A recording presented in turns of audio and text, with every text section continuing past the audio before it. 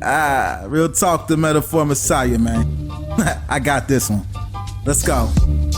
You ever seen the morning star? Mr. Metaphor Messiah, back to show you who we are. I represent a legacy, a pothead like the 70s, a different kind of mind. They say we only speak in melodies. What's going on, everyone? Welcome back to the channel. It's your boy, Dead on Dave, coming at you live from Germany, as always. And you notice things are a little bit different tonight because it's Tuesday. It's our first official Tuesday interview night, and we got, only can start it one way. My buddy, guy I've known longer than anyone else that I'm actually talking to at the moment, my pal from the Army, and apparently new neo-Nazi, Tommy fucking C is here tonight. What's going on, pal? What's happening? What's going on? Not much. We also joined with my co-host, the man of C. C-Man, what's up, pal? What's up, man? How's it going? It's nice to see that you moved back into your 12-year-old room. It's good. It's good. Well, it's not my 12-year-old room. It's my Jamiroquai music video room or whatever you call it. It's the room you've never left. Ever. I don't leave it, ever. I've been in here my entire life. I grew up here. All right. Well, it's not about C-Man's terrible room. No, tonight is about my good friend Tommy C, who's joining us, of course. Thank you very much for coming tonight, man. As my pleasure. Most people know, Tommy C and I have known each other for 10 years. We've started this together, started podcasting at the same time, almost, 6 years ago now, man? Yeah, I think it was 2012. So does that make it 6? Yeah, I think so. Jesus, man. Yeah, summer is around this time of year. Around this time of year, 6 years ago. So it's been a long time, and we've done a lot of stuff together. We've had good times and bad times and all of that. And so we don't really need an intro. Everybody knows who the fuck Tommy C is by now. If you're here, at least you do. So we don't need to go through all the ebbs and flows of the journey of Tommy C. No. We'll just start really simple, man. We've known each other 10 years, been podcasting for 5, like I said. It's been a wild fucking ride. So let's go cliche, because this is me after all. If you could steal a goddamn DeLorean and tell your noob podcaster self anything in the world, Tommy, what would it be, man, after everything that you've learned? Buy better equipment. I don't know exactly what I was thinking back then. I wish I had better stuff to do what I wanted. Pick your battles better, probably. That's a lesson everybody can learn. Pick your battles better, which I've done relatively well. But you don't have to. You know what? It's not even pick your battles better. When you're winning, you don't have to take every challenger. You know when to relent. You can let some. You can let a few people slide. That would, that's what I would tell myself. Yeah, know when to let up. Take your foot off the gas a little bit sometimes. Yep. No, that's fair. That's fair. I mean, it's been, there's a lot of things that have happened. There's a lot of wars that have been fought and all that good stuff. So, would any of that be as far as content wise? Would you change anything that you've done up to this point? I mean, there's been so much. Well, yeah, transition. But I don't know. Yeah, that would be another thing. Change your content. Do something that people like I don't know, fucking Leafy is here type stuff. But I can't do that stuff. So I mean, it would be kind of futile to say the least. I don't know. I mean, I don't know how to do anything else, because when you start with something like this, well, what did I want to do? What did I want to be when I was a kid? I wanted to do radio. You know, I wanted to be Howard Stern. So I just did my best imitation with my own spin on it. So I wasn't into the commentary community. I wasn't. I watched Twitch, but I never really I didn't grow up like a lot of kids do today. Like, I want to be a famous YouTuber, because there was no YouTube. Right. So but I do understand the power of it. I'm really doing the stuff that I would have wanted to do when I was anywhere between the ages of 17 and 25, you know? So I just did that because I didn't know what else to fucking do. It's not really simple. And it just, I kept at it and got a break about a year ago. Yeah, it's funny that you mentioned about how YouTube is now where people are aspiring to be. For someone your age, that wasn't the case, 6 years ago, or even 10 years ago. It wasn't the case.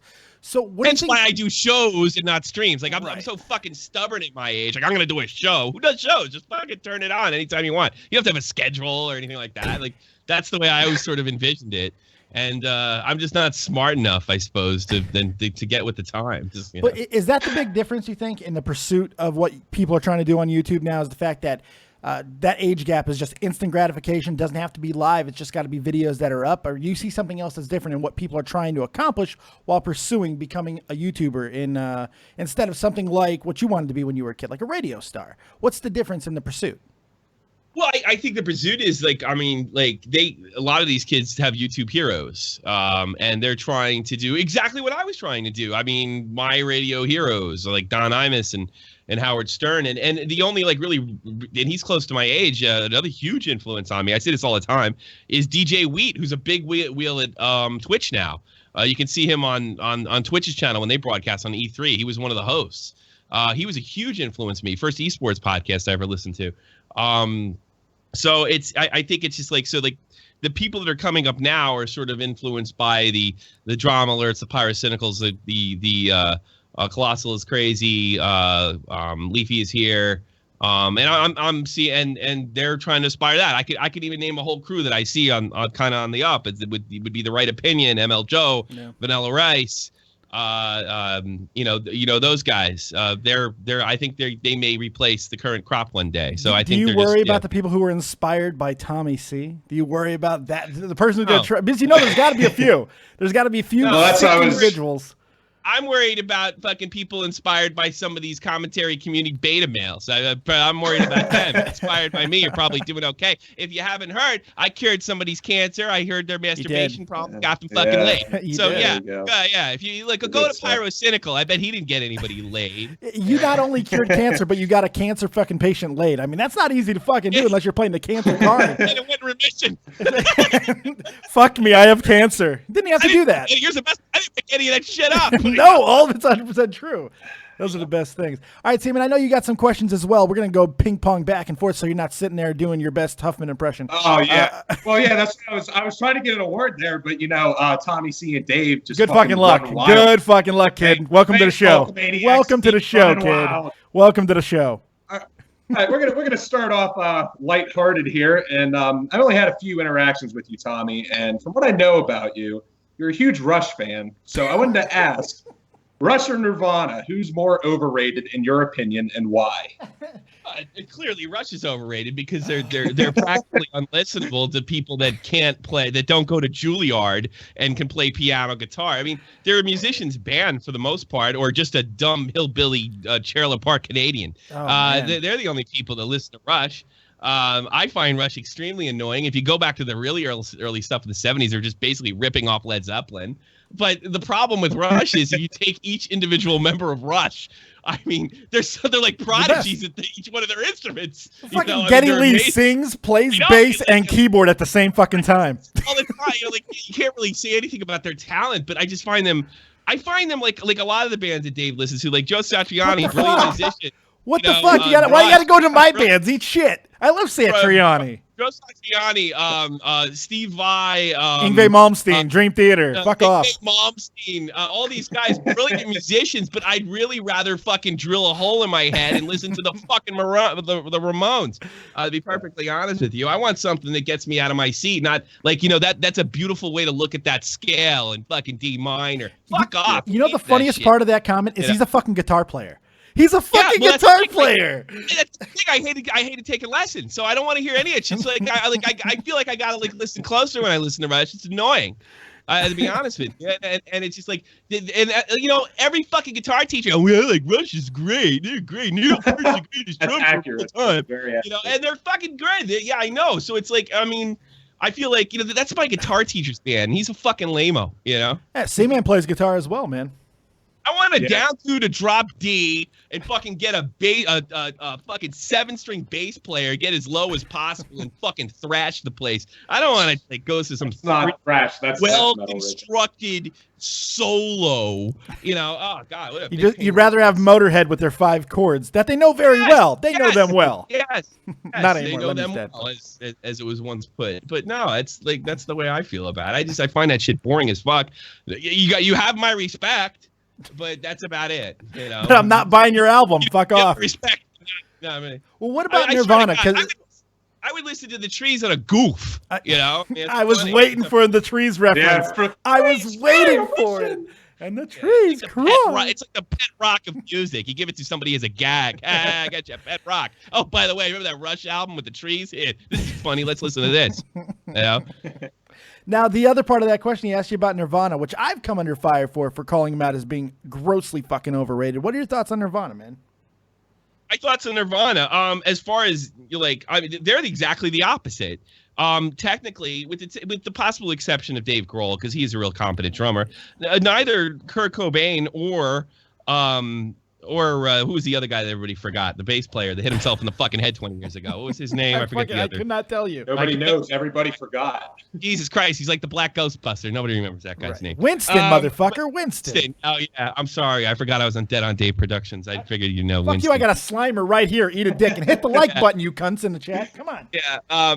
But no, Nirvana is not. I can honestly say that I'm probably a better guitar player than Kurt Cobain ever was. But what Kurt Cobain had is, I think, real similar to what John Lennon and Paul McCartney had. They had, first of all, Kurt Cobain was a first-rate lyricist that connected with a generation, especially my generation. He connected. I'll give him that. Yeah. Another example of knowing those four chords well. He did things with the guitar because he was self-taught. And he was able to turn punk into something bigger than punk and not just a genre. Nirvana is really its own genre in that way. So as far as a songwriter and a song arranger with maybe limited instrument abilities, I think that Kurt Cobain is one of those people that had he gone to a Juilliard, had he been exposed and not grown up in a trailer park, that he would be in that Neil Peart sort of Joe Satriani category, because there's obvious hard gifts there. I'll tell you right now, I'm faster than he is. You know, I'm a much certainly now, certainly currently. Never ever. Wow, good one. I could never come up with the chord progressions and those songs and arrange them in a certain way because he was gifted and I'm not. You know, I think that's what it comes down to. I mean, another guy I would say was Dr. Dre's a lot like that. Yeah. I mean, how does he know song arrangement and he's just a hip hop guy? It kind of came to him. When you give talented people the tools, sometimes you don't have to give them a lot of training. They just take it and go. And I think Nirvana is one of those bands. Right. Braced 110 in the chat said, did Tommy shave his head? Good fucking eye, Brace. Good fucking eye. Wow. Really observant. You guys are spot on it tonight. Holy shit. I got it all. I'm a soccer hooligan in England. It's fucking wonderful. It's great. Don't go to Auschwitz anytime soon. All right, I got another question for you. All right, going back to YouTube a little bit, because we talk about this all the time, about YouTube being defined right now and all that good stuff, that happy horseship, that hippy-dippy stuff. But what's the current state of it, man? What is it right now, and are you happy with it? I mean, being someone who's on the platform who has a little bit of influence, I'd say. Am I happy with it? I mean, it's like I'm happy to be working. I mean, I don't care that I work for fucking Johnson & Johnson. I'm glad I get a paycheck, you know? I mean, am I happy with it? I don't know. I'm not ColossalisCrazy. I don't really have visions for the future and what the platform. I'm not like the commentary community and make these moral judgments on what I think the platform should be. My only concern with the platform is it to be open as possible. And unfortunately, really through no fault of YouTube's, really fault of the mainstream media, it's not as open as it was 3 months ago. And a lot of that has to do with money. It was a really, really, really good deal. And I remember Boogie 2988, whatever the fuck his number is, saying a couple years ago when we were at Cronin, he said, this could be taken away from us at any time because it's too good to be true, and I expect it to be taken away from us. And in a lot of ways, I think the current, I think YouTube is probably never going to be like it was 3 months ago. No, God, no. No. The summer that was last year, we're never going to see that again. And I think it has more to do with politics that are out of our control. I think I really wonder if we're talking like this if Hillary Clinton's elected. I mean, I think we might not be talking at all if fucking Hillary Clinton was elected. Mainstream media, it's weird. They're losing their money as far as sponsorships goes, but even more important to that, I don't even know if they're 100% conscious of it. They're losing their influence. Oh God! And they look at somebody like, let's say, a Chris Reagan or something like that, and they say, well, that's ridiculous. No one's going to fucking listen to that guy because if that would never pass. That guy could never get a show on a major network because he would never sell because of his politics, because of this, because of that, the other thing. And the reason it doesn't get the pass is because you have all these jokers that are in Hollywood and TV that they've decided that people like Chris Reagan wouldn't make a good entertainer with his politics, with his presentation, with what he has. But the truth is they were wrong all along. And people like Chris Reagan could hold an audience, could hold with his talents and with his politics and stuff like that. But they've been so taught, and I'm just using him as example, that YouTube is the minor leagues, and YouTube's the minor leagues, and these guys are just wannabes that are like going to move up, sort of like Justin Bieber did. Right, and some people do that. Some people are trying to move over. The truth is, the YouTubers actually have a lot more influence than I think most people, even maybe YouTube content consumers, can even grasp. I mean, all I can tell you is most of the sponsors are going to Google. They're running to Google, at least as of before the apocalypse. And it's coming back now too.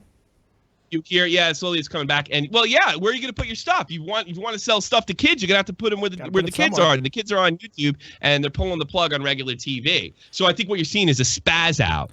The only thing I think that you're wrong on, I agree with almost everything you said. The only thing I think you're wrong on is that they're not aware of it. They're clearly aware of it. That's why the attacks are coming. Yeah. That's why the attacks, at least on the upper echelon, and believe me, it's going to start coming with us too. They're going to go down the list because they're not knocking off PewDiePie. It's not happening. They're not knocking him off. But they can hurt some of the others. Yeah. But if PewDiePie goes, so does everybody else, and I think they're going to keep concentrating on people like him, or using a lame example like the Wall Street Journal when the girl dancing to Alabama N-word song. Well, they're not using proper tactics, because you don't win a war by knocking off the top guys. You knock out the middle. You knock out the legs so the opponent can't stand. If they start coming after the middle. I do get the feeling that they're just kind of slowing down the inevitable. The train's coming through, and you can throw a couple people in front of it, and maybe it'll lose them, a mile per hour. But I think eventually it'll go back to normal. But I don't know if it'll say YouTube at the top. Yeah. So that's really what I'm saying. I don't think they can get away from this. I think there's too many people. Call it our tube. There's too many people out there that want Chris Ray Gun. Yeah. There's too many people out there that want Pyrocynical. There's too many people Phil out DeFranco, there. all these guys. Yeah. They Phil DeFranco, and that is what they do under the rule set the TV's currently working on now. Those guys would never make it. They'd never make us a dime. They'd never make us any money. And the truth is that was never the truth all along. I'll give you an example. In the United States in the 70s, they used to have a law, and it was called. I think it was the Fairness Act, if I'm not mistaken.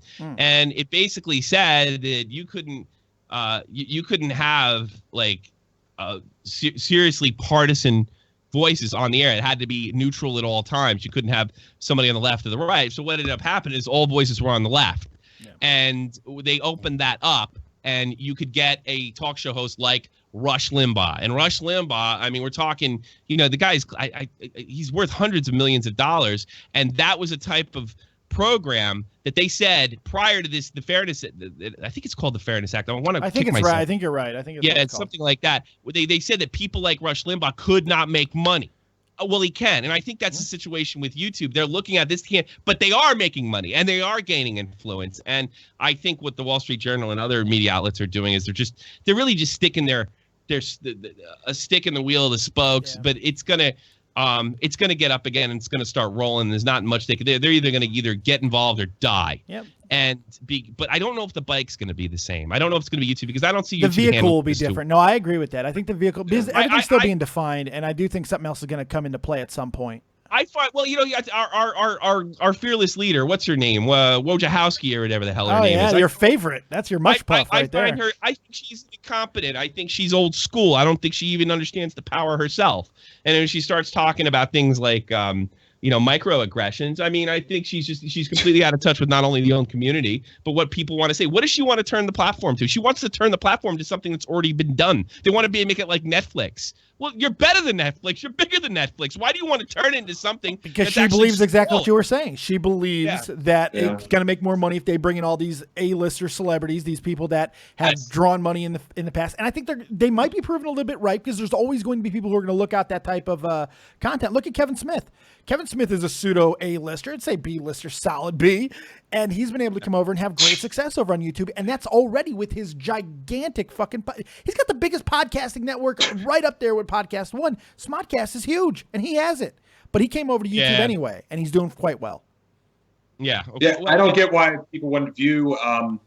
especially YouTube themselves, because they have their own fucking analytics. How can they not see that people that have the personality and the ideals that aren't of the extreme left or the extreme right, why they wouldn't support that? Well, because it's not, at the end of the day, power is more valuable than money. Well, that's what YouTube.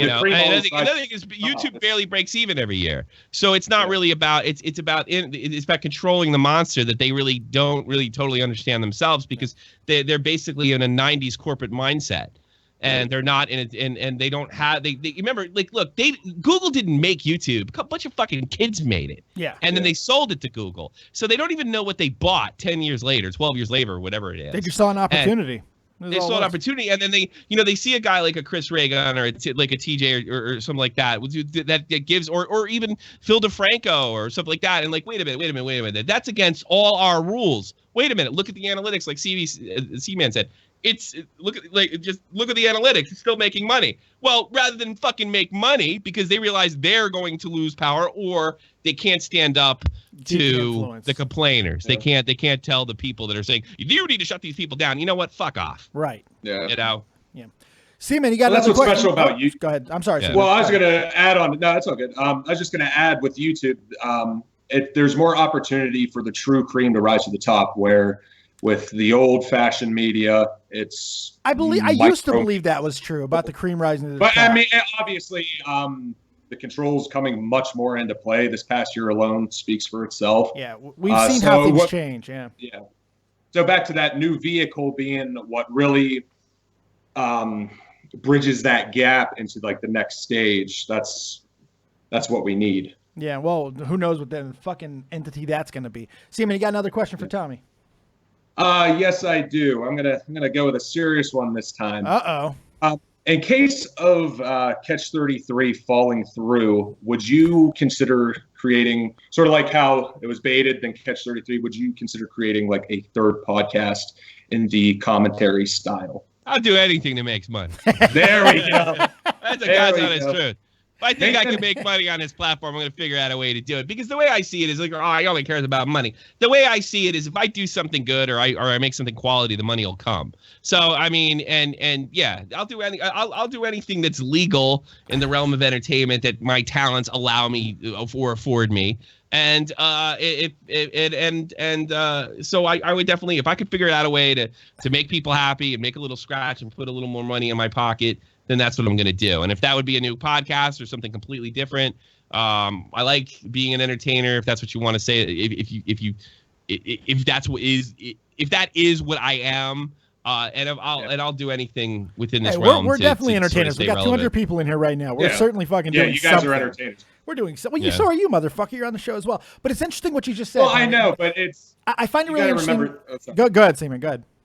No, I was just gonna say you guys are entertainers. You guys are two of the biggest inspirations for me personally. Yeah, here we go with the dick sucking huzzah. Yeah, but for real, you guys are entertainers. I still watch both of you guys' streams no matter what, and I'm on Dave's streams. So okay, well, I mean, I don't know. Like when it says like, maybe I'm stuck in the old mindset too. Like, oh, you're a YouTuber, and I don't know what I am. Whatever it is, like the way I see it, if people are laughing, if they're having a good time, then that equals.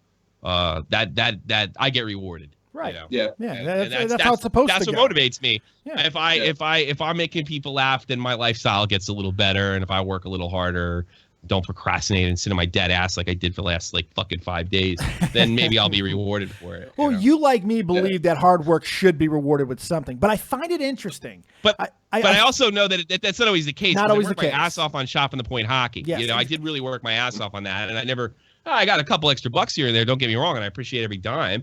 I ended up buying a few extra Christmas gifts and shit and birthday gifts for my daughter. But I mean, this is a whole different realm. This is there's a lot more pressure since beta started. And that's what I kind of wanted to ask you as an add-on to all of this, because you said that I'll do anything that's going to make money, but yet you are the guy who started on YouTube doing hockey. And for fucking for like 4 years, you were under 2,000 subs staying in that platform. So have your sensibilities changed, or was it just more about, like everybody talks about, I do this for the passion, I don't do it for the money? Was it more true then than it is now? I never said I know that you never said it. No. I know. I know that. I know. I wasn't making any money. But I mean, the fact is, you have gone away from what you were doing for a long time because the money came. So have the sensibility just came, or just follow the money? What happened? What happened to the money? I didn't know what the fuck I was doing when I was started, and then I figured out how to make money, and I followed that trail. I mean, that's basically it. Pretty fucking easy, yeah. It sucks. I mean, like, I don't know that. Here's another thing. I don't know that I would exactly be doing I don't know if exactly that, like, well, you know, I'd be doing hockey if I could make more money at it, or I'd go back to it if I thought I could make more money. That's not the case, because this is the second interview I've done on this channel. Third. And you asked me a question almost 2 years ago. You said, where, like, if you could do anything you want, like, what would you be, or something like that, something to that effect. And I said, sounds something generic, like, I'd ask. Yeah. I mentioned Monetize This, which I was a co-host of. Yeah, we both were. And that was Sarcastic Stam donated $1. Yeah, Thank you, I did. I gave him a thumbs up as you were talking. You don't breathe. Yeah, okay. And yeah, I'm so used to that. I'm calling out your goddamn thing. Yeah, I appreciate that. Fuck it. Thank you for your $1. Yeah, I gave him a little love in the chat. I don't know. I just like I didn't know what I was doing when I started, and I mentioned to you in that interview. I said, you know, I like to have something like Monetize This, but like for myself. In other words, like a shock jock style radio Shop the show. Point Live. And Baited allowed me that, and an audience to boot that stuck around through thick and thin. So yeah, I'm actually doing pretty much what I want to be doing. Is there something else I'd rather be doing? Oh, I'm a little too old for it. I'd rather be an actor, I suppose. But I don't know that, like, if I could get a job and fly somewhere and do a fucking, you know, a 1 month stint or a 2 week stint and do a film, I'd still broadcast. I don't see any reason why I would. I always wanted a microphone. I always wanted a voice. I always wanted to yell. I always wanted stupid stuff to happen. And now I have it. Right. You know, I guess the only other thing I'd want to do is be an actor. Maybe that 2 years from now, I'll fucking be that. Maybe you'll transition. FuziTube did a Medea movie. Who fucking knows, man? Jesus yeah, Christ, I know. Fucking never know, man. I want to play like I have a lifelong dream of being a bad guy in a film. Oh, I can see that, especially now. You look like one. Yeah, now you got that down pat. Yeah. I got a kind of face you want to punch, and like if I'm machine gun at the end of the movie and fall off into the fucking water, you probably like to see that. That's what I think, and I wouldn't mind doing it. That should be a new donation perk. Punch my face for $5. If you ever get fucking hard up, man, it'll work out. I'll tell you where I got that from. Who's the guy that played in Happy Gilmore? Right? Adam Sandler. No, the bad guy. Wow. I saw him on Lifestyles of the Rich and Famous with Robin Leach. And they said, how did you afford all this? And he said something, I got the kind of face you want to punch. He's right, too. No. Yeah, you know, that's why I have all this beautiful shit. You know what I mean? And I really like the guy. I'm Shooter like, McGavin. That's what I want to do. That's what I want to do. So, like, I accomplished my first goal, I suppose. I have an audience and a shock jock style radio. Because, yeah, it surrounds YouTube drama because that's what, you know, brings the audience in and what have you. And yeah, Baited afforded me that. And then it's also, I've gotten to meet some really interesting YouTubers. I have a pretty good relationship with my audience. I play games with them. I go on Discord. I yell at them and you know, goof on them and stuff like that. And then I get it the same way. So, I mean, yeah, I kind of like mission of one accomplished. I guess next one's getting an acting job or something. Yeah, it's kind of funny. You and I had a conversation not 2 weeks ago, maybe 3 weeks ago, about the very same thing. But in essence, we're kind of living our kid dreams in some ways. We are entertaining people getting to do cool shit. So, yeah. But, you know, the people that actually made it as far as we did were like millionaires. Now, like, there's such thing as like the working class entertainer. So, we're lucky we have amazing donators, too. I'll take it, you know.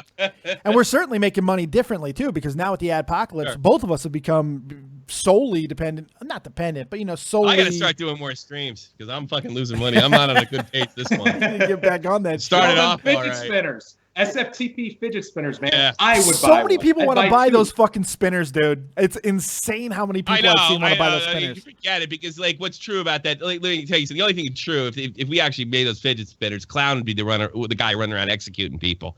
So it's just simply never gonna happen. Oh my god! It wouldn't be. I don't think Vega would be against it, but no, yeah, Vega. I think he would. Shit. Clown would actually hire a real hit squad. It's funny that you said that. I swear to God, you can look back in our chat. This is 100% true. Clown gave me the go-ahead to design, market, and distribute ColossalisCrazy hats. I'm not even kidding. He fucking actually... he's dead serious, man. Vega and I are talking about we're going to do it. Because you probably make some dough. I'm telling you, man. Well, I'm like, I don't offer anything to the table. I can't design shit. I'll let fucking Vega do it. Then you guys can just do it on my fucking spreadshirt. You guys can keep all the money. I'll take the traffic. Maybe they'll buy a Dead on Dave shirt while they're there. Yeah. Fuck it. Let me ask you this. I want to kind of transition a little bit because you have this reputation. I want to talk about your reputation for a second because regardless of what you think your reputation is, you do have a reputation as a YouTube warrior. You fight. And by your own admission, you fucking love to do it. So in the spirit of that, what is your favorite fucking fight so far on YouTube, man? What's the fight that you look back on and sometimes you just rub one out to? The most recent one's Chad. That was a good one. It was the easy fight though because he blocked us like a bitch. Him up so hard. I fucked that guy up so hard he blocked you. Yeah, right. That was good. That's the equivalent of punching somebody so hard that their kid feels it. It's like, what the fuck? Yeah. Unbelievable. Like I guess you could say Keem, but like fighting Keem's like setting a stainless steel car on fire. It's still gonna look good after the fire comes out. You just gotta wipe off the black stuff. You know. That fight is so pointless. That fight because he's got the only one move in his bag. Not going. I mean, I like the Nick Cash moment, but I generally like Nick, so it's kind of hard. Like a lot of these are hard for me to revisit because I generally like these people. And let me give you a blast from the past. What about making Neverfold fold? Moles donated $10, by the way. That's that's going so far back because I'd watched the whole Neverfold thing kind of develop when I was on my honeymoon, and I wasn't able to broadcast for a whole week, and nobody even knows anything about this. So they could probably check it out on my channel. This is back in our Corona days. Yeah, and I did. I destroyed the fucking guy. That's true. Let me set the table a little bit. There's this fucking asshole who was given Cronin, who we were working with at the time, and all of us kind of shit. And he was not stopping, and his name was fucking Neverfold. He wanted to challenge people to fights, holding up $5,000 and everything. Tommy went after this guy so fucking hard. He deleted his shit. He actually made a guy with the name, he's cured cancer, and he's made a guy named fucking Neverfold Fold. That's like Paul Bunyan shit. Where's your fucking blue rocks, I kind of saw through his bullshit, but I mean, I think the reason I was so mad, and this will probably get me in trouble. Cronin acted like such a fucking pussy. It's not even that. Nobody dealt with him well. He was so easy to deal with. So to me, he was like a potser. But I guess, if you were around then, I made Neverfold fold. I don't think that video has got more than a couple hundred hits. But it's. But it had to be a good moment. I was really into Thunderfoot at the time. No, I didn't think of it that way. That was more like I was looking at fucking Cronin, and I'm like, you're letting this guy beat you up, and you're looking more like a pussy. Here's how it's done, And then I realized this, and I'll tell you what, it wasn't appreciated. No, it was not. And going forward, it wasn't appreciated. I kind of got the guy off his back, and it really wasn't appreciated at all. Well, historically, not only here on YouTube, but in your entire life. Go ahead. I went to bat for a lot of people that don't appreciate what I've done for them, and like I've actually kind of cleared the path for them. From looking like, look, if you smell like pussy on this platform, you're done. Right? It doesn't matter if you are or not. Imagine if you smell like it, right? You're done. You're finished. You're no one's gonna listen to what you say. Yep.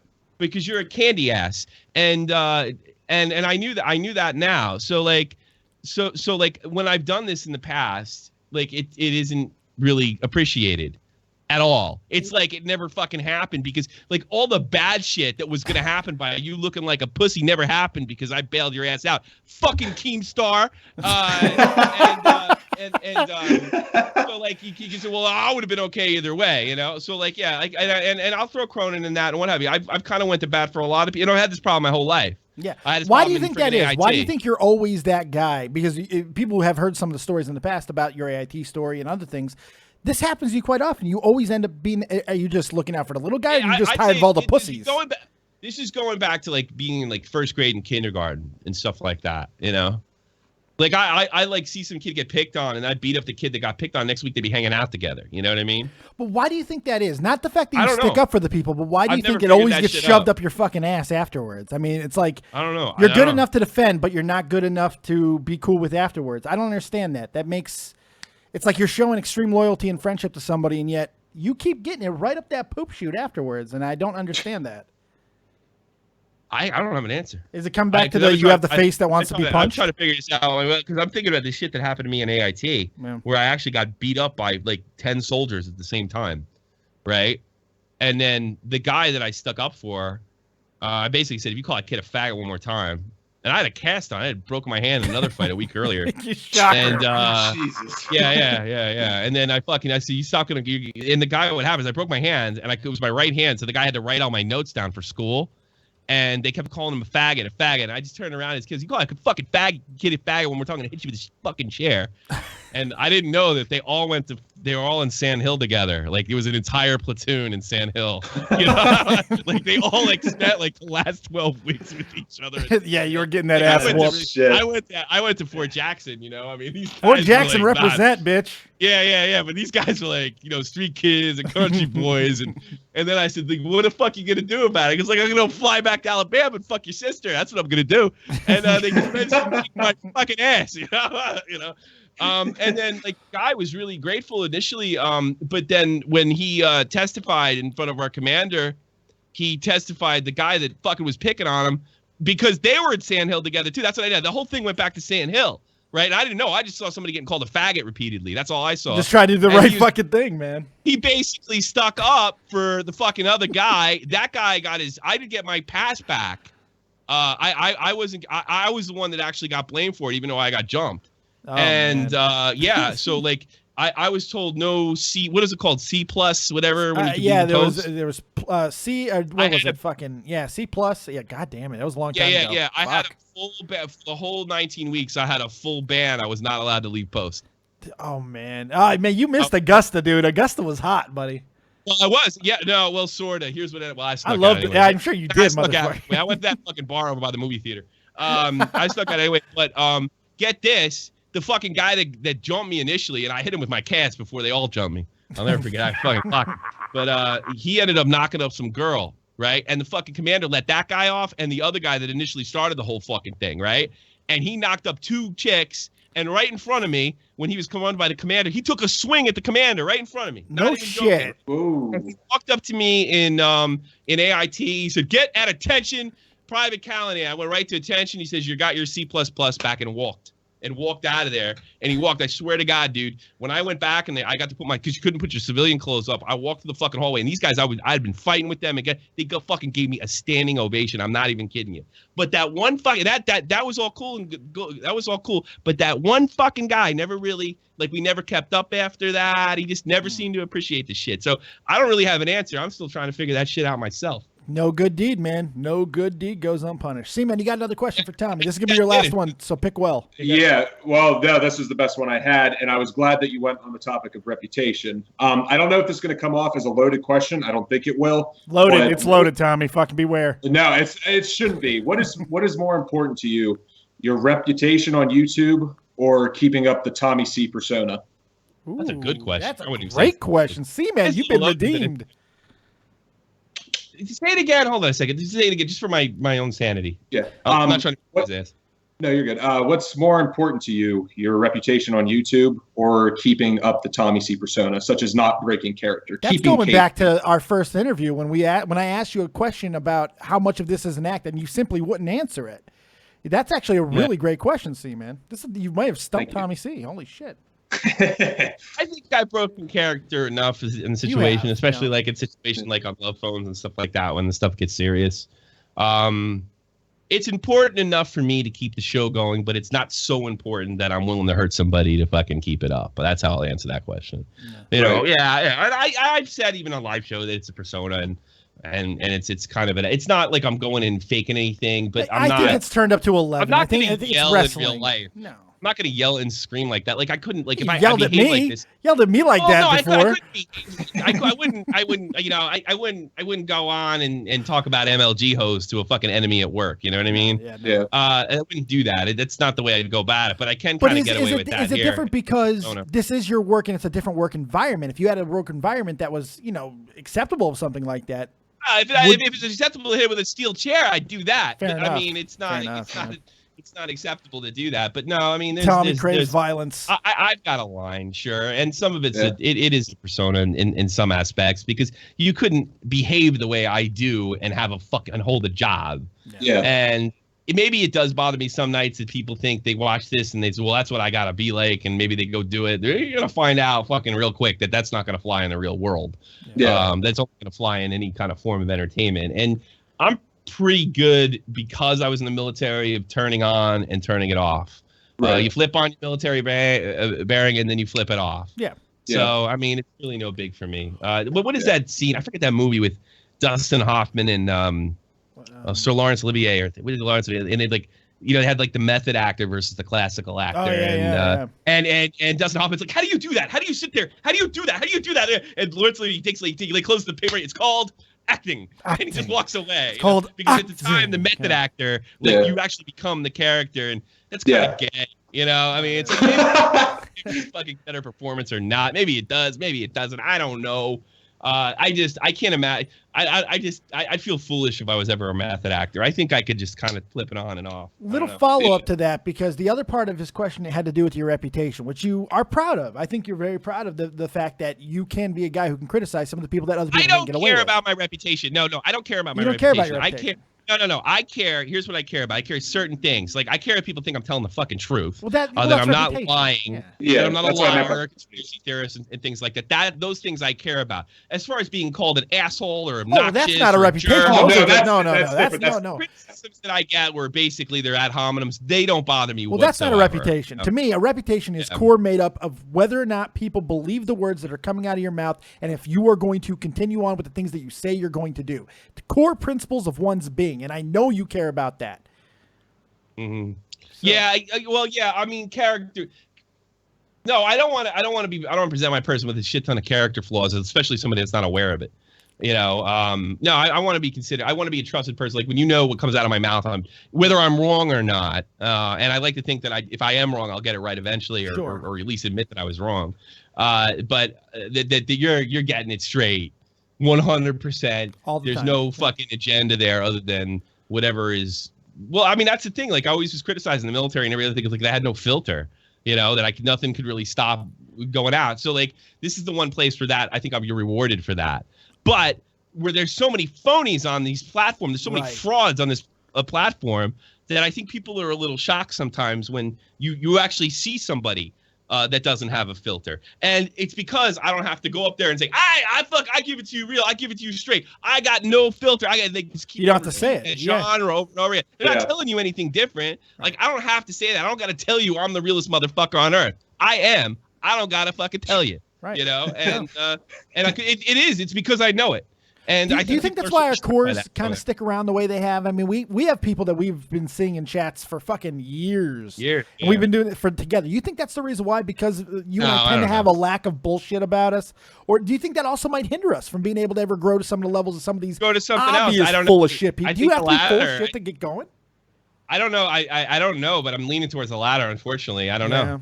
Yeah, there you go. So... Well, I got one more for you, and then we're going to play a little game to close out the show. So I got one more good one for you. Sure. After Baited, and of course, what is the Haley's Comet of YouTube, Catch33, you've now gone through a lot of changes, through the years. You've changed your content drastically. What's the next evolution for you, man? You're kind of changing again now. Things are going a little bit different. You're going more like day-night stream, similar to what I'm doing as well. What's the next evolution? Is it live streams? I don't know. Whatever works. I'm just gonna keep doing what I'm doing and hope I fucking step in fucking gold again. I don't know what to do. I don't know how to push. I don't have friends that are, the contrary. Like one of the things you want to talk about characters. One of the things that the Keemstar said that really isn't true. That really pisses me off. I think is that I run around sucking other YouTubers' balls. I don't talk to anybody. Yeah, right. We're all dick suckers. I don't even talk to anybody. I mean, I've talked to Chubbs 3 times in the last couple of months. You'd think, people say, well, you're going over and kissing his ass. I've talked to him 3 times, 2 times in Discord and one on my live stream, and a handful of fucking DMs, I don't know these guys. I called Alex a month ago, I got some black guy on. I haven't talked to him since, I don't go around sucking balls, and I probably should, but it's not even just that I don't want to, or I don't want to socialize more. I don't like socializing without a drink in my hand or doing something or being out somewhere. I'm just old school like that. And a lot of these guys, a lot of their social life is on there, and I'm not criticizing that. Right. It's just I'm older. I'm a different generation. And I'm not saying what you guys, younger guys, are doing it's just not me. No, I just found another guy who likes Pokemon. Hi, Liam. And the other thing is, what was the first thing? I fucking forgot already. I don't know. The other thing is I'm a father and a husband, and I got a lot of other shit to do. So I can't just sit here and fucking shoot the shit with 22-year-old kid talking about YouTube all the time. I want to. Yeah. But there's other shit going on. I But think I'd be a the lot fact like that you've lived 2 complete lives before you even got to this point, and a lot of people have barely lived one, and they're making success. You had a and they're life all before trying you to went to the find, like- army, then you had your army life, and now you're doing this, so you have better experiences in life. Thank you. Keemstar donated $1. Alex is a stupid N-word, and Tommy is tinfoil. Thank you, Keemstar. I want to believe that's the real fucking Keem. I want to believe it. Maybe it is. I want to believe it. Let's see. Participants. Let's check. Oh, No, yes. he's not in there. Oh, damn it. Darn. No. I thought I mattered enough. Oh, well. All right, so we are coming close to the time where you got to get up out of here because you got your own show here in about 45 minutes. I got 10. I got Don't worry. I'm not letting you go in, quite yet because I got a little game that we're going to play. This goes a little over. I don't care. I'm pretty much. Military, man, hour. I'm going to give you that hour. But no, I got a fun little game I thought we can end the show on. Name association, man. I got a list of people here in the YouTube world, and basically give you about 2 or 3 lines for each person. I'm going to give you a name, and you just shoot me with your first impressions of those people. Go ahead. All right, let's start with Colossal is Crazy. Like what I just did, because like, what am I supposed to do? your general impressions of them, who you think they are in 2 or 3 sentences. It's like carrot, orange, and delicious, or sad making. Yeah, like first thing that comes to mind, essentially. Yeah. First impressions. What are your thoughts on them? Skip him and put him at the end. All right, I'll put him at the end. Bottom of the pile. All right, I'm going to flip the first and the last. John Scarce. John Scarce. Forrest Gump. Now, I brought up John Scarce because you and find I'm not him saying very because important. he's stupid. I'm not saying because he's stupid. I'm just like, everything kind of happened to Forrest Gump. He just kind of showed up. He showed up in the army, found out he was a good ping pong player. I mean, that's he like Scarce wanted to be pro gamer. He ended up being a fucking news guy, getting 1 million hits a video. The guy who fails upwards. Yeah, he's the guy who fails upwards. Doesn't have to be good at anything. But I don't know if Scarce fails. Like I don't think that Forrest Gump fails upwards. I think he just did what he did and did it to the best of his abilities, and things just kind of worked out for him, and that's how I see Scarce. Just keep plugging away. By the way, John Scarce, come back because you're hurting Tommy's channel. I am. I think you're hurting my fucking channel. To be perfectly honest with you, I might have to start making videos on you. I hope he's not dead. I really do. I'm worried. I'd be destroyed, and I'd tell you something right now. I feel a lot worse for him than I would for Otto Warmbier, you sappy motherfuckers. If that happened, God. I miss Scarce already. Fuck that guy. Hey, Casey's in the chat, by the way. Thank you to everybody who's been in the chat so far today. Make sure you hit that damn like button before we wrap this thing up. But we got some more names for you, Tommy. FoozyTube. Let's go with the big one. Fraud. Fair enough. PewDiePie. Or as you say, PewDiePie. PewDiePie. Fucking Nimrod. Lucky and smart. Okay, Lucky. Now, elaborate on Lucky. No, I think. No. Elaborate on Lucky. I think, from what I understand, like he moved at the right time. The algorithm benefited him. He got lucky and he took advantage of it. Fair enough. And he's smart enough to take advantage of it. You got a little luck and a little brains. Lucky and very bright. I think he's a bright guy. Fair enough. Lacey Green. She's in the news right now.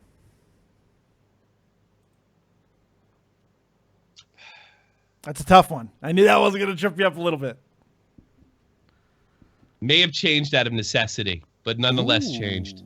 Ooh.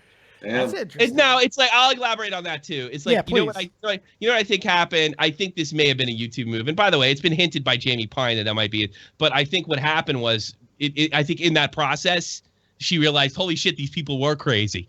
Like everything were right. I mean, I'll get away from it because maybe I'm trying to boost my YouTube career and get a little dough going in her, or maybe I could be wrong. She just fell in love with the guy and started seeing his view on the world. That happens to people. You fall in love with people. I see it all the time. Like I see guys fall in love with girls and they're like social justice clowns, and sooner or later they're social justice clowns. Why do you think this happens on the left though, where they only notice it when it's happening to them? I mean, that's just par for the course? It is amazing. It is amazing because she made a comment that it was sort of unbelievable to me. I hope I don't get in trouble with Chris with this, but she made a comment. This was just like leaving Mormonism, right? Yeah. Well, didn't you watch all those other fucking SJWs that left? And didn't you see what happened to Ian Miles Chung? Did you think that was fucked up then? That's what I wanted to say, but that's all I'm going to say. Well, sometimes you don't believe something until it does happen to you. Yeah, you can make rational explanations for it. Maybe she would say to me, it's like, Tommy, you're right, and I just blinded myself because I was so fucking, and I could accept that. Yeah. But, I could accept that, but it does make me wonder when these people flip, like, you've seen other people hurt by this. What the fuck? Where were you then? I mean, so now it's happening to you. It's a big deal. But I will say this, Lacey has handled this with grace, class, and she's doing it really well, and I wish her absolutely the best. But I think, my gut feeling, my tinfoil tells me that she may have done this for a business reason, but now it's legit. You know what I mean? Because she saw how crazy the people she was aligned with were, and there's some of them are straight up sick. I think that's fair. All right, let's go back to ColossalisCrazy, because you're not getting off the hook on that one. That's the big one for me.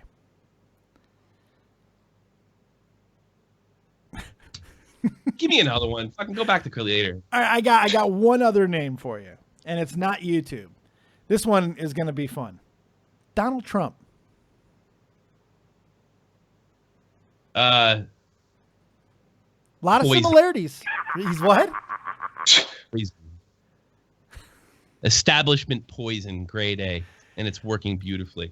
He's like rat poison. Yeah, and he's poisoning all the rats, and they're twitching, and they die. It's fucking great.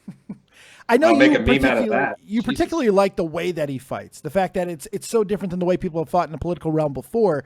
But it's like me. Yeah, it's very like me, idiots. You do, and he fights like a shock jock. Yeah, there's a good comparison there, because there's really not a lot of people who fight like you do on YouTube. Everybody likes to go to what I like to call repetition hypnosis. They like to say the same thing over and over and hope that it fucking gets their 14-year-old fans to believe it. You don't fight like positivity. That. I'm for positivity. I'm positively positive. I just want positivity. All I wanted to do was bring positivity, and now everybody's yelling at me. Positively positive. Yeah, I hate that. Yeah. And that's not how you fight. But they do it all the time, even if it's not just trying to get their audience to believe in positivity. But when they go after people, we see it with Keemstar. He just repeats the same thing over and over until people fucking believe it. Yeah. Now, do you find it weird that not more people on YouTube tend to go with the facts and fucking the actual reality of a situation, even if they have to compromise certain things that are kind of out there, like the golden rule? Why do you think that shit doesn't happen? I mean, like, you are willing to go to those places that seem logic for people who live outside of YouTube, but not for the people who live within. Why am I willing to do that? Yeah, why do you think that? Why do you think that there's not more people that are willing? It's the only thing I know how to do. Well, not about you, but why do you think more people don't do it on YouTube? Just as self-preservation? I mean, like, more people. This seems so easy. If more people did this, they'd win more fights. They'd be a lot less fucking I don't know. fights. Some of the people you're talking about have a lot more subs than me, so maybe I'm doing something wrong as far as I don't know. Why is everybody not? Because I think most people are fucking putting up fronts at most of the time. And I'm just like, and most of the people we're dealing with are young people that haven't found themselves or know who they are yet. And you know what? I wasn't any different than them when I was their age. So I can't really judge them in a lot. And I can't judge them in the sense where, like, I was somewhat, in the sense that I was better than them. Right. So I think with down is like, I'm past all teenage angst at this stage in my life. It goes back to living that life. It probably took a lot longer than it should have, to be honest with you. And it seems to be taking people until their 30s to do it now. I mean, I got over like around 28, which is late. You should be you should have your shit together by the time you're 25. I think 25. I didn't really have my shit together until I was 28. By the time you can rent a car, 25. Yeah, I know. By the time you can rent a car, that's why, because people that are fucking 18 to 24 don't have their shit together yet. That's why nobody wants to trust an 18-year-old. Wave, motherfucker. You have a Resident Evil poster in the background. Hey, why don't you eat shit? Hockey sucks. Yeah, well, you know what? It doesn't. You know what? Hockey might suck, but that fucking Resident Evil poster is not there for young. You're just mad because you quit your playthrough. I love Resident Evil. Guess what? Your fucking future wife doesn't give a shit if you like Resident Evil. Oh, future wife. Yeah, wish me luck on that. Yeah, that's optimistic fucking thinking right there, Tommy. Yeah, you notice I'm not saying a word because I got wrestling. Your room, but your fucking parents are gonna check it on fucking Friday. Hurry up, the week's almost over. I clean it on the weekends. Yeah. Good boy. Do you get extra dessert? Do you get extra dessert on those days? Do you get extra dessert from your mom? No, I do get extra buffalo wings though when we get pizza night. Aw, that's so cute. Yeah.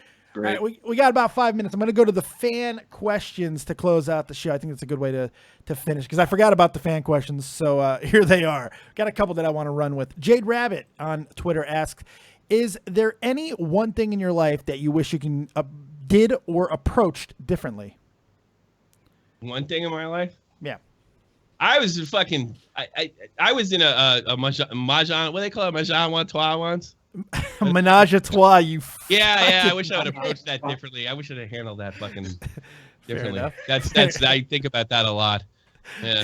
Fair I'm enough. not even kidding. I'm sure that's the one that sticks. I wish I would have left went right instead of left. What can I tell you? I'm serious. I think about that a lot because like when you're single, you might get another one, but like my time ran out. So it did. Douche Baggins on Twitter, also known as Feifei, the stalker of YouTube. She asks, if you were single, would you ever sleep with a fan at a YouTube event meetup? Bonus, if she got pregnant, what would you do? I fucking certainly would take advantage of that unapologetically. I'd be like fucking uber danger. I don't give a fuck, dude. I don't think there's anything wrong with that as long as you're not. Yeah, just say threesome. Somebody. Oh man. I don't know what the fuck it was called. I can't remember. Menage a trois. That's fine. Where's Frenchie Ben? Where's Frenchie Ben? I'm saying it right, motherfucker. I know what a menage a trois is. Yeah, I can't even say it when I heard it right. You couldn't say it and you couldn't do it. No, I would have. Yeah, sure. I would have.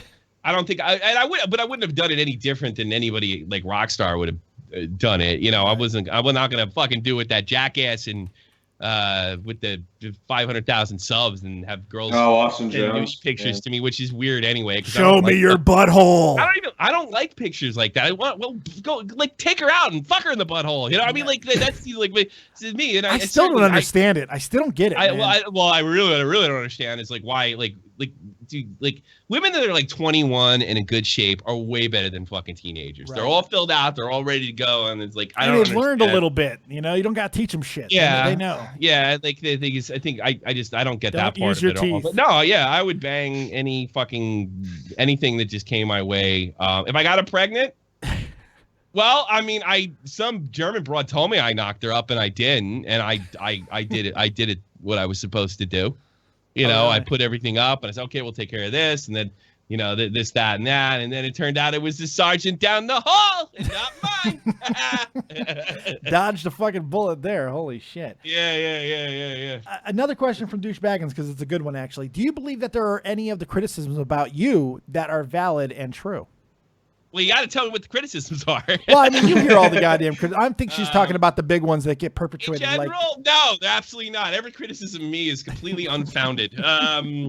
I really couldn't answer that unless I had a criticism. But I will say this: I don't get a lot of criticism. If you really look, I get a lot of ad hominems. Yeah, that's true. You know, and a lot of the criticisms that I do get that aren't on hominems completely ignore or change what I've already said. I'll give you an example. Yesterday, I wish the people that were killed at those poor Muslims that were run over by those poor Muslims that were run over by that maniac. And I just, you know, I go, because I don't say prayers, my heart goes out to those innocent people, those innocent Muslims that were killed, you know, and it does. And then I had some jack fuck. You will Running Riot. You're the fucking worst. This is what I'm talking about. People like you, by the way. I'm glad you're here to hear this, Running Riot. Because you're exactly who I'm talking about. So I had this jack fuck write me back. You're such a fucking hypocrite. If this was the other way around, like he's like, if this was the other way around, you would be going on a racist rant about Muslims. I love it. Racist rant. Yeah, exactly. Well, first of all, I've never made a crack about skin color or anything that to do with Islam. I've made fun of Islam, and I think Islam is a laughable fucking joke, and I don't care who it offends. I'm in the West. I'm allowed to believe that. I'm allowed to feel that way. But that doesn't mean I hate Muslims as people or individual or fucking, you know, the guy that drives the bus that picks me and Tommy up every day who I say hello to, the guy who sells me my cigarettes, you know. Or those wonderful kebabs. The Turkish family tells us there's nothing but polite to me. I don't hate anything. I don't hate them, but I don't have to like their religion. No. So like when I get a lot of criticism like that. Well, you would be on a racist rant if this was the other way around. Like, well, you know, like if white guys are running over Muslims all the time, I think I would be on a fucking rant right now and say what the fuck's the matter with him and what is his ideology. But I don't know who the fuck he is, and I don't know. All I know is he's white. Right. And like all the things you're not supposed to do when there's a terrorist attack. Well, we don't know if it's terrorist attack, and we can't say it's terror. We can't say it has anything to do with Islam. And they always stop you. Well, when this guy fucking ran these people over, he's white. He's Islamic phobic. It has something to do with his ideology. You know, it was like instant. It was like all those rules are kind of thrown out the fucking window. No, non-existent. All there is, but so I don't really get a lot of criticism, to be perfectly honest with you. I just get ad hominems and people twisting my words or not listening or showing selective hearing. Running riot in the chat is probably the worst offender of that. He's like he's the only one that gives me coherent, like in paragraphs criticism. But he still doesn't listen. They completely ignore whatever I said in that particular. I'm open to it. Yeah. If somebody can give me an example for like criticism, maybe that I haven't taken well or something like that, or. I'm all ears, but I really don't get a lot other than "fuck you." I hope you die. You know, so but yeah, I think I take that criticism pretty well. Yeah, I don't. I ignore it. You know, right? That's the best way you can do with that. Here's some quick ones to close it out. Why do people adhere to so much to the golden rule? Just real quick, why do you think people adhere to that golden rule so much? Well, you know, it's like step That's on a obvious crack. mimic, by the way. You step on a crack, you break your mother's back. You know, you shouldn't step on a crack. You know, and you know, don't go into a mirror and turn around 3 fucking times and say Bloody Mary, Bloody Mary, Bloody Mary. It is something that is based on nothing. So it's superstition, basically. Here's the thing: I have been around. I don't know where the golden rules come from, and I would not be a bit surprised if it came from Keemstar itself. And it may be by design. Right. You know, I could sit there and fucking to protect himself, and we have this code of honor, so to speak, that we can't well, this thing will completely. This guy's trashing me. I'm losing subs, but I can't fucking reveal that he's lying because there's this code. Man, fuck you. You know, I never signed up for a code. I mean, I give people privacy. And like any other normal person, I don't give them. It's almost like it's like an extra rule. I don't even know what to call it. I don't know where it comes from. I don't know what its origin is. Yeah. I don't get it. But it just whatever the internet culture that developed around it, yeah. I reject it outright. Like I reject Islam and fucking Catholicism and every other type of think or secret knock club or whatever the fuck clique you're a part of. Fuck y'all, you know. I want to have beer. I'm thirsty. All right, last couple questions. Do you own a pizza shop? That's I'm Phil Cosby. No, I'm not Italian, you fuckhead. Bazork 109 says, "How was the 4-day weekend, guy?" Well, how much of that do you want to talk about? All right, how was the 4-day weekend? I can't talk about it. All right, there you go.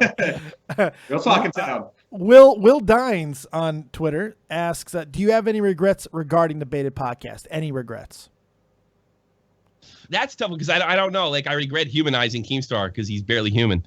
At the same time, I owe everything to the Baited podcast, and I know it was a quality product. I think it was a quality entertainment product, and yes, I believe I contributed to it. And I think and I don't think you could ever go home. I think it's too bad that I really get the fans' frustration of something they like was taken away. I don't get why it's my fault. Right. Because repetition hypnosis. I don't. Yeah, and I think that's it. I don't have as big an audience, and I can't scream around and repeat myself over and over and over again. But I don't think. But you know what? Here's the thing. Like, you know, we're talking about a 13 to 17-year-old block. Those people are really susceptible to repetition hypnosis. And I don't have that kind of reach. So it is what it is. But I really enjoyed it and was excited. I remember always looking forward to it. But at the same time, like, you know, I regret. Here's what I regret about the Baited podcast, and it has actually nothing to do with Baited. I regret that, you know, people say that I became Keemstar. If you really think about it, the only time that was like legitimate criticism of me is when the way I went after Grade and Leafy. Yeah. Like they fucking did something to me, you know. And in my mind, I told myself like they did something. They took my money. They did it, and this guy gave me. I'm gonna fuck these guys up, and I did. I helped. I did a great fucking job too. And when I look at those videos now and I see myself call Grade a pig, I just cringe. I just fucking cringe. And this is, by the way, I've only talked to Grade once. I'm not trying to get in good bed with him. And I'll let you know that I went to Colossal and I've privately said that if he wants a public apology about that, you'll give it to him. that I will give it to him. I haven't heard anything, so I imagine that. But that's the only thing I have any regret about. That being said, the criticisms that I made, I still think stand. Right. As far as ones I made, it's just how far I took it It's the way, and it's just the single-mindedness, and that's how Keem does things, and I don't want to be like that. And if I have any regrets at all, it's just becoming in the revenge mindset, this backstabbing mindset, and being a part of that for so fucking long. And it's something I despise the most about YouTube, and will call out the most on YouTube. This backstabbing treachery that goes on in this platform that I was just as guilty of. But I think I've almost subconsciously, if you look at my stuff from January to now, I'm really just trying to atone for my sins, right, by maybe going crazy the other way. And it's the only way I know how to operate. So that's how I'd answer that. See, man, final question goes to you. Anything else that you would from that you've heard that you would like to ask Tommy C as we close this thing out? You want a guitar battle, dude? I wish I had one. I would. Because you have a guitar in the house right now?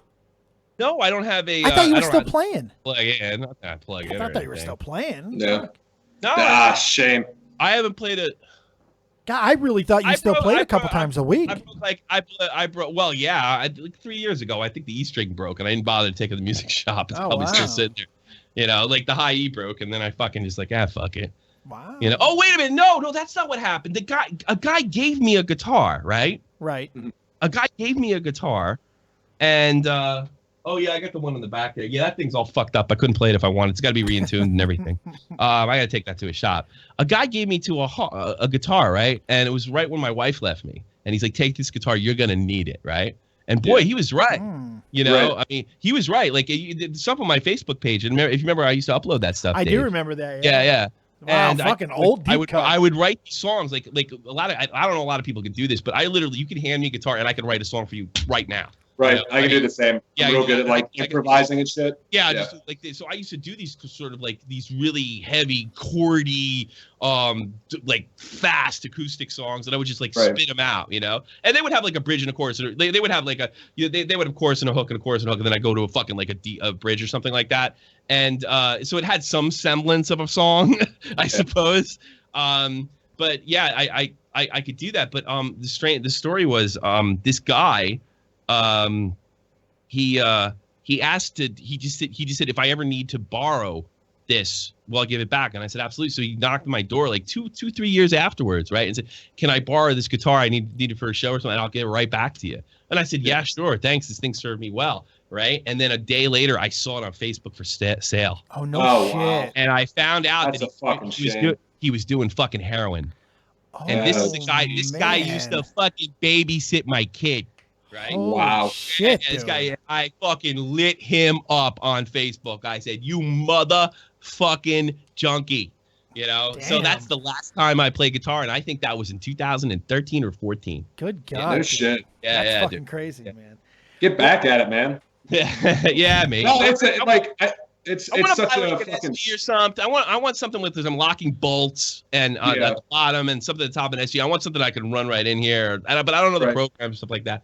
And I would play live. Like, I would even do a live stream with a guitar. I could do that. Yeah. But, You're lucky you didn't want a fucking rap battle. He usually fucking wants a rap battle. Well, I was going to, but I know he's a guitar guy. It's good that you switched it up. I'm proud of you, man. I wish I could. I would have been good at. I think I would have been good at it. I think like I have pretty good vocabulary. I think I would have been good at rap, but a rap battle right now.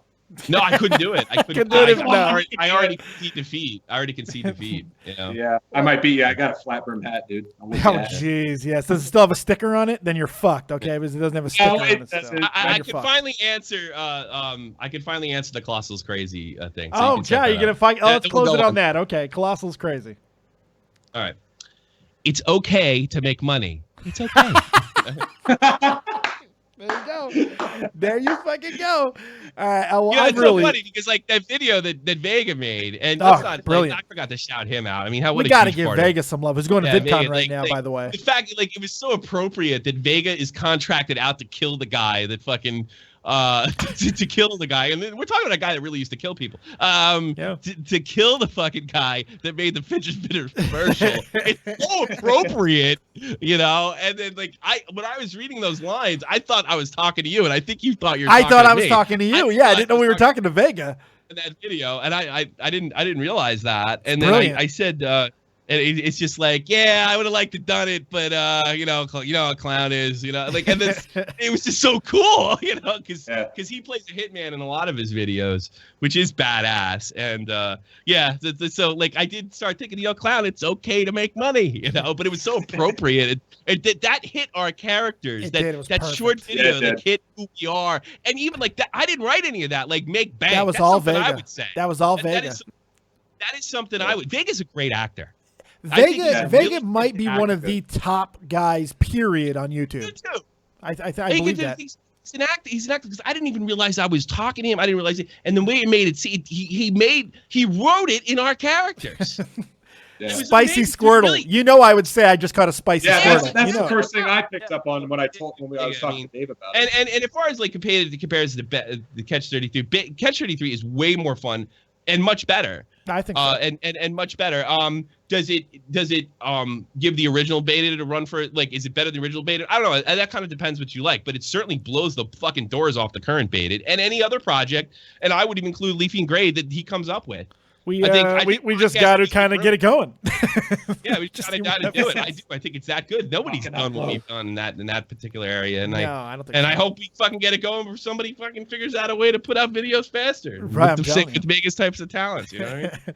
Well, I think there you have it, because Tommy's got about 15 minutes before his show starts, so make sure you guys go check out Tommy C, of course, and most of you guys are here because of the fact that he shouted it out, so you'll be there anyway. He's doing Love Phones tonight. He's going to be doing solo. Dr. Tommy is going to be taking all your problems and shit. Look, man, I really appreciate you coming on, dude. We don't do this nearly fucking enough. And I don't ever get on the show. You never get on here, and I love having you. I used to be on a lot more. I did. Yeah. It was just the neighbors and stuff. I couldn't do it, you know, after I moved. But hopefully you had a good time, and I really appreciate it. C-Man, you did a good job. I know you didn't talk much, but thank you for hanging out, bud. Yeah, man. Well, it's hard to talk. Fucking Tommy C's here. Yeah, what do you want? Very true. But hopefully all you guys Go ahead, I'm sorry. Thank you. At least someone's not cutting me off. That's great. No, it was a good time.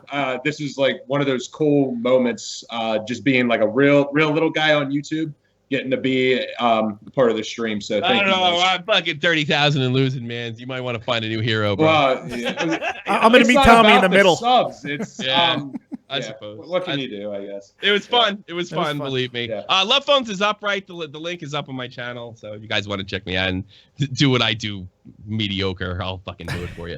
Well, I really appreciate everybody in the chat. You guys are fucking awesome. Thank you for everybody who's hit the like button, subscribe to the channel, all that good stuff. Make sure you're checking out everything that's going on. Follow Tommy C at Tommy C SFTP. Me right here, Dead on Dave V on Twitter. And, of course, C-Man all over on Twitter because reasons. Because reasons. Thank you very much for joining us right here on Dead on Dave Productions. We will see you next time. Keep copious, folks. I'll be back a little bit later on with a Pokemon stream. I'm going to be after Tommy with some Pokemon action. We're going to switch it up tonight. But that's it. We'll see you next time. Keep copious, and remember, as always, if you don't have talent, have talented friends. And peace. Here's your winner,